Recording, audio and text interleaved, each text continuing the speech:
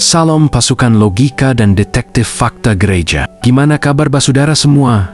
Sehat-sehatkah? Saya doakan semua selalu dalam keadaan sehat dan selalu dilancarkan rezekinya. Masalah yang saya sampaikan ini tidak bermaksud untuk menyerang siapapun, tapi inilah sebuah realita yang sedang dihadap. Kenapa kita para pelayan Tuhan perlu adanya persiapan yang baik sebelum membagi berkat firman Tuhan. Namun satu hal yang perlu disadari oleh kita para pendengar, bahwa setiap pengkhotbah mempunyai cara penyajian yang berbeda-beda. Sebelum lanjut, jangan lupa like, comment, dan di-subscriber. Pernah tidak kita pulang dari gereja, tapi hati tetap berat? Firman sudah disampaikan, ayat dibacakan, khotbah panjang, tapi hidup tetap terasa kosong. Karena kadang yang didengar cuma penjelasan ayat, tapi saat ketika diuraikan tidak menyentuh realita kehidupan nyata dari jemaat. Sehingga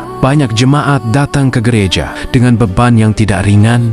Ada yang lagi susah ekonomi, ada yang rumah tangganya bermasalah, ada yang capek kerja, ada yang kecewa, bahkan ada yang diam-diam mau menyerah dengan hidup. Tidak menyentuh kehidupan nyata anak-anak muda. Akhirnya mereka pulang dengan tidak menyelesaikan masalah yang sementara dihadapi. Karena khotbah hanya berhenti di teori, firman disampaikan, tapi tidak menjawab pergumulan sehari-hari. Orang butuh dikuatkan, tapi yang didapat hanya kata-kata tinggi yang sulit dipahami. Orang datang dengan hati hancur, tapi pulang tanpa merasa dipeluk oleh firman Tuhan. Padahal Yesus waktu mengajar, dia bicara tentang hidup nyata, tentang orang lapar, orang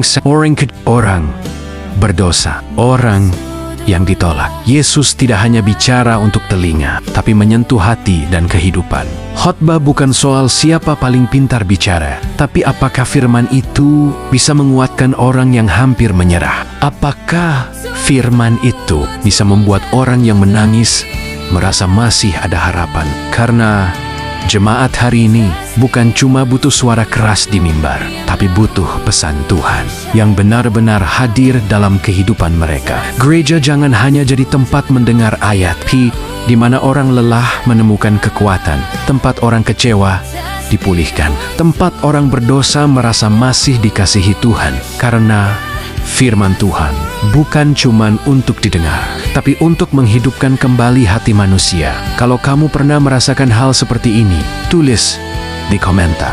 Tuhan, sentuh hidupku lewat firman-Mu. God bless you.